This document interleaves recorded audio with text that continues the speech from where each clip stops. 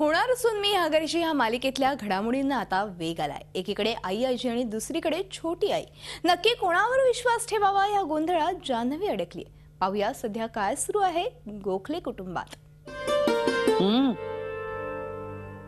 आई आजीला जान्हवीने दिलंय एक सरप्राईज। जान्हवीचे हे सरप्राईज पाहून आई आजी सुद्धा खुश होते। त्यामुळे असं खमंग वास सुटलाय, खुशखुशीत पण झाल्या आता छान। श्री म्हणालाच तुम्हाला हे कुकीज आवडतील।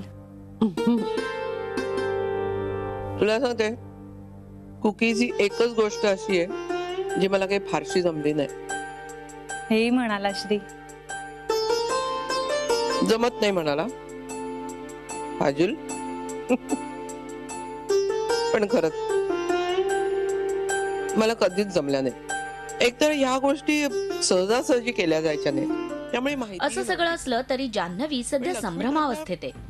आई आजीवर विश्वास ठेवावा की छोट्या आईवर असा प्रश्न जान्हवीला सतावतोय आणि म्हणूनच आपली शंका जान्हवी आई आजी समोर व्यक्त करते। उमाकांत काका आणि अमृत जेव्हा गेले तेव्हा तुम्ही लक्ष्मीकांत काकांना अंत्यसंस्कारांनाही येऊ दिलं नव्हतं। काय आजी? शरयूनं कायमचा याबद्दल राग धरलाय माझ्यावर। पण म्हणजे खरं आहे का? जान्हवी, डोळ्याला दिसतं ते 100% खरं असतंच अशातला भाग नाही।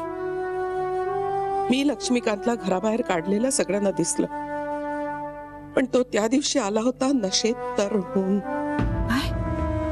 आपल्या माणसांवर विश्वास ठेवणं हे चांगलं माणूस असण्याचं लक्षण आहे।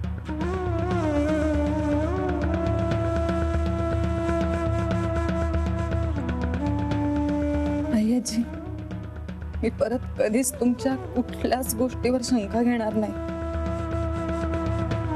आणि तुम्हाला अंतरही कधीच देणार नाही।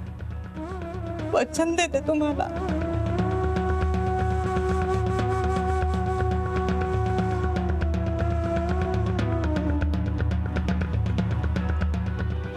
तुम्ही फक्त तुमच्या सोयीच्या गोष्टी लक्षात ठेवता, ते सगळं विसरते। मग मला अर्धवट गोष्ट कशी सांगितलीत? घटनेची एकच बाजू कशी सांगितलीत?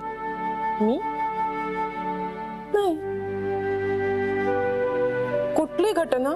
छोटी आई, काल तुम्ही मला एक जुनी घटना सांगितली होती, पण हे सांगायला विसरलात।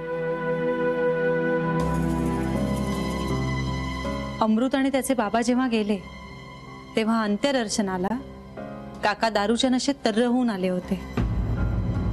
नाही ग, असं काही मला नाही आठवतंय।